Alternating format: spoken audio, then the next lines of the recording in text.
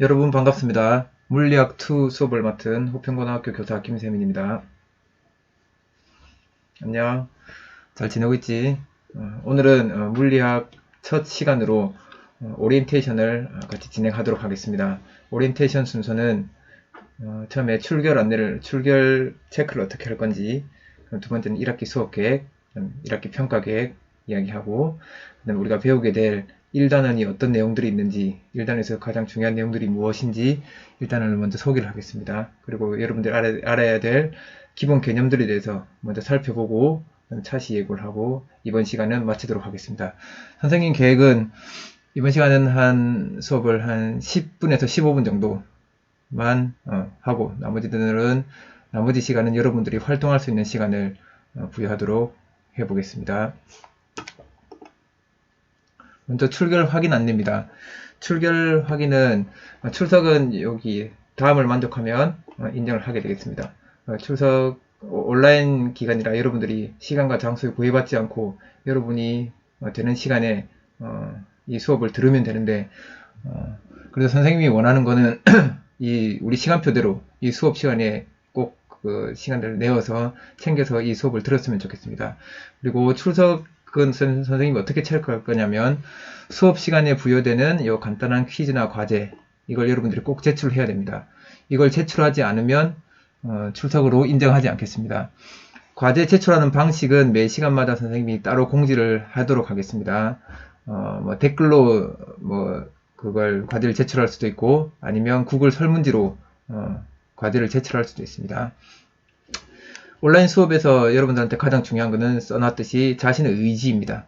이거는 의지를 가지고 않고서는 이 수업을 잘 따라올 수가 없습니다. 그래서 잘 안되는 학생들은 선생님한테 따로 도움을 청해 주시기 바랍니다. 선생님이 뭐 전화 연락을 자주 한다든지 아니면 또 전화 연락을 한다든지 그렇지 전화를 계속해서 여러분들이 어쨌든 수업에 들을 수 있도록 그렇게 선생님도 끊임없이 도와주도록 하겠습니다. 그럼 1학기 수업 계획을 말씀드리겠습니다. 온라인 수업에서는 이제 오프라인으로 우리가 만나게 되면 저번에 우리가 했던 대로 같이 수업을 할 건데 온라인 수업의 경우에는 다음과 같은 형태로 진행이 될 것 같습니다. 이렇게 일단 계획은 그렇습니다. 일단 여러분들 온라인 과정이니까 여러분들이 스스로 책을 읽는 시간이 좀 필요합니다. 그래서 교과서를 다 받았죠. 교과서 읽는 시간을 각자 5분에서 10분 정도 가지겠습니다. 선생님이 이거 출판사하고도 한번 연락을 해봐서 PDF 파일을 올려줄 수 있으면 올려서 여러분들이 책이 없는 학생들은 PDF 파일을 보고 읽을 수 있도록 그렇게 자료를 제공하도록 해보겠습니다.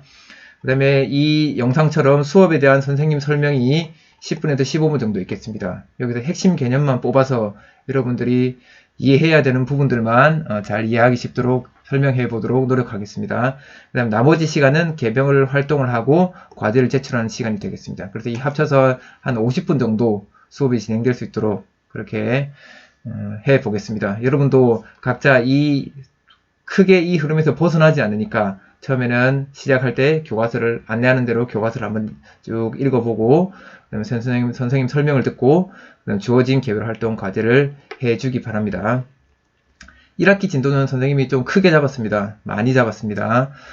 우리 물리학2 교과서에 보면 총 3단원까지 있는데 그 중에서 2단원을 1단원부터 2단원 전체를 선생님이 1학기 진도로 잡았습니다.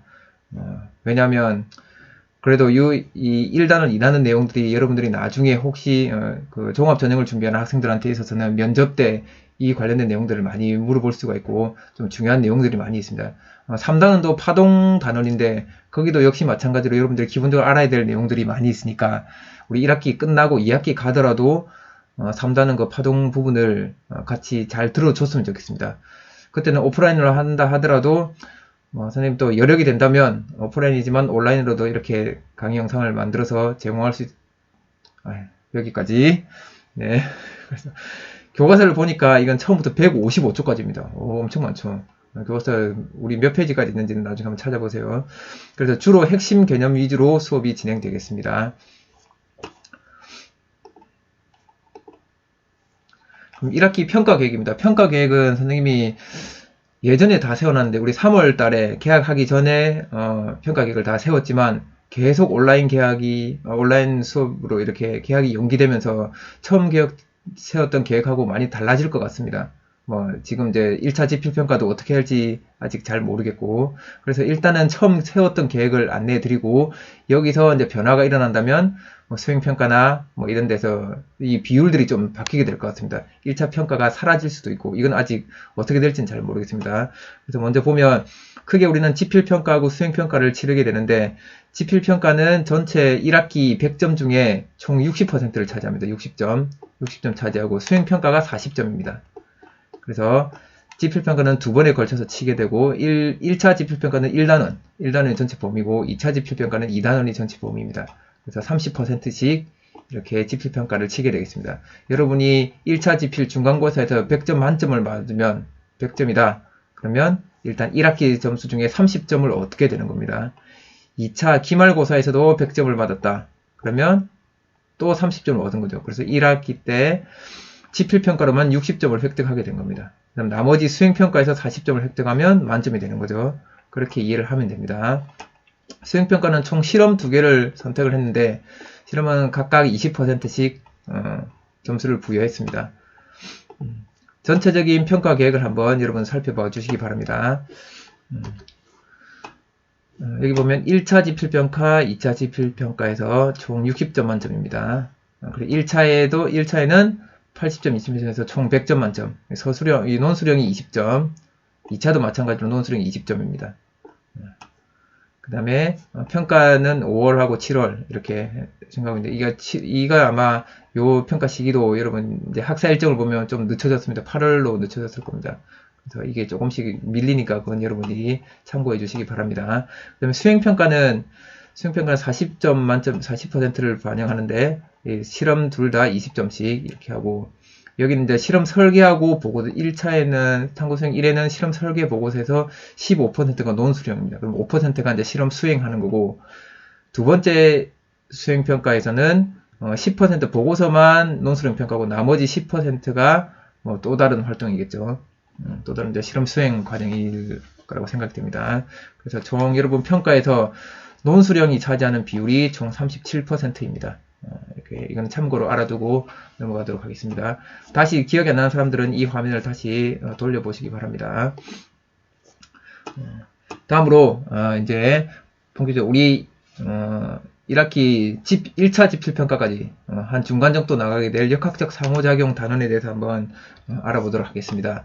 이 역학적 상호작용에 대한 소개를 할 건데 여기는 우리 물리학 1에서 배웠던 내용들이 많이 나오고 그다음에 새롭게 배우는 내용들이 또 있습니다. 그 새롭게 배우는 내용들이 예전에는 여러분 선배들 2009 교육과정을 배운 여러분 선배들은 물리학 1, 물리 1에서 배웠던 그 어려웠던 내용들이 이제 너무 어렵다고 하니까 물리학 2로 이렇게 올라와 버렸습니다. 그래서 여러분이 물리 1에서는 좀 쉬운 내용들을 배웠지만 물리 2에서는 어려운 내용들이 하나가 추가가 되었습니다.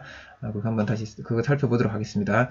우리가 작년에 쌤하고 선생님이 얘기했지만 물리학 1은 주로 1차원 운동입니다. 그래서 직선상의 운동만 다루게 됩니다. 그래서 앞뒤로 왔다 갔다 하는 방향이 두 방향밖에 없었죠. 앞뒤로 왔다 갔다 하는 이 운동만 다뤘지만 물리학 2는 이제 2차원으로 늘어났습니다. 여러분 이제 올라가는 거죠. 그래서 이건 평면상의 운동입니다. 평면이니까 이렇게 이제 이 평면을 그려야 됩니다. 평면을 그려서 X축하고 X축과 Y축 요 사이를 이렇게 움직이는 애들을 다루게 됩니다. 알겠죠? 이렇게 다룬 애들을 다루니까 여러분들이 뭐 이렇게 왔다 갔다 곡선으로 움직이는 애들을 다루기 힘들 것 같지만 힘들지는 않습니다. 이거는 이쪽 우리가 직선상의 운동을 배웠기 때문에 직선상의 운동 두 개를 그냥 더해주기만 하면 되는 겁니다. 이쪽 운동 생각하고 이쪽 운동 생각하고 그렇게 하면 쉽게 해결할 수 있습니다. 그리고 평면상의 운동을 다루는데 이렇게 선생님이 그린 것처럼 복잡하게 하는 거는 주로 안 나오고 이제 이거 다시 해볼게.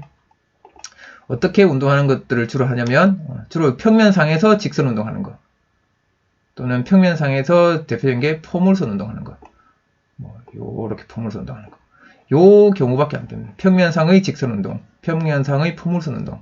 그래서 특별히 우리가 할 거는 직선 운동과 포물선 운동 이 두 개밖에 없다는 걸 평면상에서 하는 그래서 X, Y 축에 대해 나누어서 생각해야 된다는 건 이게 가장 중요합니다. 그래서 이걸 이해하기 위해서 여러분들이 반드시 뭘 알아야 되냐면 벡터에 대한 이해가 필요합니다. 벡터는 아직 수학 시간에 배우지 않았는데 물리 시간에 먼저 배우게 되겠습니다. 이 벡터에 대한 이해가 먼저 되어야 되겠습니다. 그래서 저번에 선생님이 온라인 과제로도 이걸 제출해 줬죠. 그 벡터에 대해서 이제 EBS 영상, EBS 강의를 한번 들어보라고 했죠. 그래서 그거 한번 들었지만 선생님하고 다시 한번 다음 시간에 이 벡터에 대해서 한번 알아보도록 하겠습니다. 그 다음에 여러분들이 물리학 원 내용 중에서 꼭 알아야 할 것이 있는데 대표적인 게 요거는 시간 날 때마다 여러분들이 공부를 해놔야 됩니다. 그래서 뉴턴의 운동 법칙하고 그다음에 등가속도 직선 운동 공식, 이것도 선생님이 온라인 과제로 많이 내줬죠. 등가속도 직선 운동 공식하고 역학적 에너지에 대한 거. 이거는 선생님이 여러분들이 복습할 수 있는 EBS 강의 그 주소를 따로 알려주겠습니다. 따로 알려줄 테니까 늘요 우리 물리학2에 거기 따로 하나를 만들어 가지고 거기 EBS 복습할 수 있는 영상들을 그 주소를 올려놓을 테니까 그걸 꼭 들어가서 보고 내용을 이해하도록 합니다. 이건 선생님이 꼭 알려줄 테니까 이거 중요합니다. 반드시 꼭 복습을 해놔야 물리학2를 잘 해낼 수 있습니다.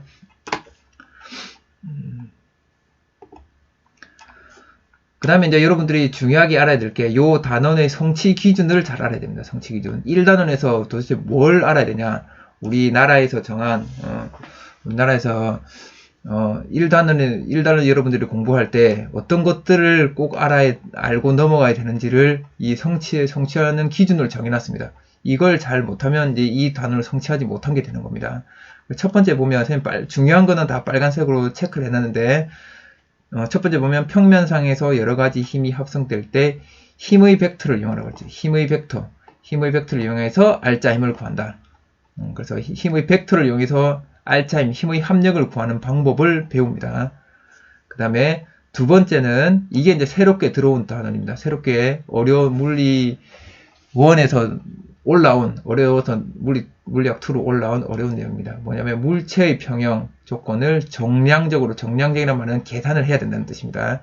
정량적으로 계산하여 구조물의 안정성을 설명해야 됩니다. 여기서 나오는 새로운 개념이 토크라는 개념입니다. 돌림힘 또는 토크라는 개념입니다. 그 다음에 세 번째로는 평면상의 등가속도 운동, 이걸 정량적으로 예측해야 됩니다. 이거는 우리 물리학원에서는 아까 말했듯이 직선상의 등가속도 운동을 다뤘지만 여기서는 평면상의 등가속도 운동, 그 다음에 또 평면상에서 포물선 운동을 정량적으로 설명해야 됩니다.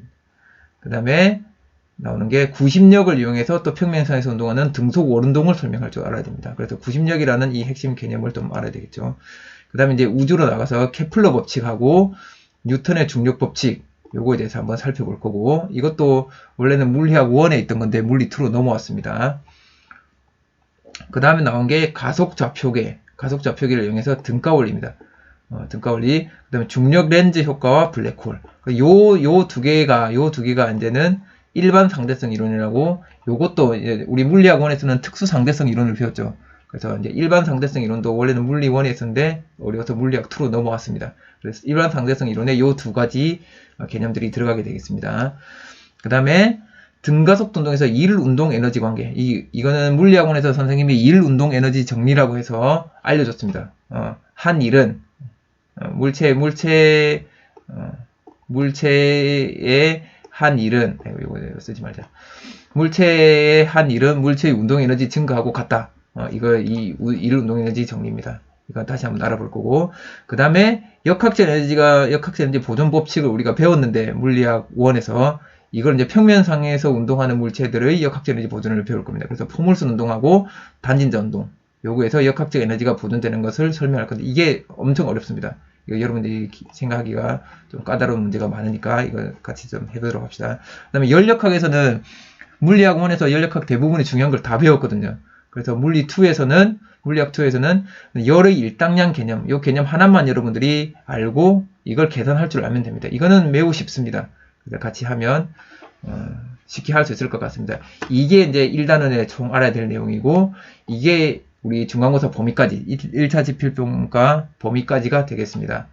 한번 보시고 다시 한번 살펴보시고 어려운 내용이 뭐가 있을지 한번 보고, 좀 어렵다 싶은 거는 미리 여러분들이 EBS 영상이나 다른 책들을 살펴보면서 공부해 두면 도움이 될 것 같습니다. 시간이 벌써 15분이 다 되어 가고 있습니다. 빨리 끝내려고 그랬는데 최대한 빨리 끝내겠습니다. 그럼 1단원에서 활용되는 수학을 한번 알아보겠습니다. 수학은 이제 주로 요 두 개, 삼각함수랑 포물선 방정식, 요 두 개를 여러분들이 주로 많이 쓸 건데, 주로 많이 쓰는 게 이제 삼각함수입니다. 삼각함수는 자유자재로 쓸 줄 알아야 문제 상황에서 빨리빨리 그걸 해석이 됩니다. 그래서 사인, 코사인, 탄젠트의 정의가 뭔지, 그 다음에 특수각 30도, 45도, 60도에서 사인, 코사인, 탄젠트 값이 얼마인지 이게 바로바로 나올 수 있도록 이거는 외우는 걸 연습해야 되겠죠. 그 다음에 포물선 방정식 형태가 이렇게 되는 거. 그래서 우리가 포물선 운동하는 얘의 식을 한번 구해볼 거거든요. 여러분 직접 구해볼 건데, 이 구해보고 나서 요 그래프의 식하고 우리가 구한 속도, 가속도로 나타낸 그 식이 이거랑 같이 나오는지 한번 확인해 볼 겁니다. 그럼 먼저 삼각함수 사인, 코사인, 탄젠트의 정의를 한번 보면, 여기서 여기 이 직각삼각형, 이렇게 직각삼각형이 있고, 여기 각을 세타라고 할 때, 그럼 요 사인 세타 값은, 여기 세타죠. 여기 세타면, 사인 세타 값은 이 각도가 여기를 뒀을 때, 요 빗변분에 대해서 이 각을 마주보는 요 높이, 빗변에 대한 높이가 사인 값이죠. 이 사인 세타는 빗변에 대한 높이. 그 다음에 코사인 세타는 이 각도가 어디 있는지가 중요하죠. 세타가 어디 있는지가 중요합니다. 이거에 대해 빗변에 대한 요 아랫변, 밑변의 b. 그래서 c분의 a가 코사인 세타고, 탄젠트는 여기가 세타일 때 탄젠트는 밑변분의 높이. 이렇게 해서 요 t처럼 써지니까 이게 탄젠트 세타입니다. 그래서 이 직각삼각형에서 사인, 코사인, 탄젠트가 뭐와 뭐의 비율인지를 여러분들이 잘 이걸 알아야 됩니다. 이게 이제 맨날 나오는 거니까. 그러면 우리가 여기가 C이고, 여기 A이고 B니까, 그러면 여기서 이제 사인을 이용하게 되면, B는 뭐라고 쓸 수 있냐? 요 식에서 보면 B는 요 빗변에 대한 C에 대한 요 높이라는 거는 요 C의 무슨 값하고냐? C의 사인 값하고 같다는 걸 우리가 식을 이렇게 쓸 수가 있는 거죠. 그래서 내가 C 길이만 알고 이 각도만 알면, 세타라는 각도를 C를 알고 각도만 알면 요 B의 길이를 구할 수가 있습니다. 왜냐하면 사인 세타 값을 아니까. 그래서 이 관계를 우리가 엄청 많이 쓸 겁니다. 이런 관계. 그럼 여기도 마찬가지로 A는 C 코사인 세타가 되는 거죠. 여기는 B는 A 탄젠트 세타가 되는 거고. 그래서 이 관계, 이렇게 변화되는 관계들을 앞으로 벡터 하면서 많이 다룰 거니까 이거는 꼭 여러분들이 알아두도록 합니다. 바쁘다. 그래서 그럼 특수각에서 삼각함수의 값은 자료는 많이 있겠지만 찾기 힘든 사람은 이 자료를 잘 보고 특수각에서 삼각함수의 값들을 잘 기억해 두도록 합니다. 그래서 항상 30도다 하면 요 각도를 30도로 딱 두고, 그 다음에 2대 1대 루트 3이니까 2대 1대 루트 3. 그래서 잘 모르는 사람은 그냥 삼각형을 이렇게 길쭉하게 직각삼각형 하나 그려서, 여기가 30도죠. 30도니까 제일 긴 게 2, 그 다음에 제일 짧은 게 1, 그 다음에 중간이 루트 3이겠지. 이게 30도니까. 그럼 코사인이면 2분의 루트 3, 사인이면 2분의 1, 탄젠트면 루트 3분의 1.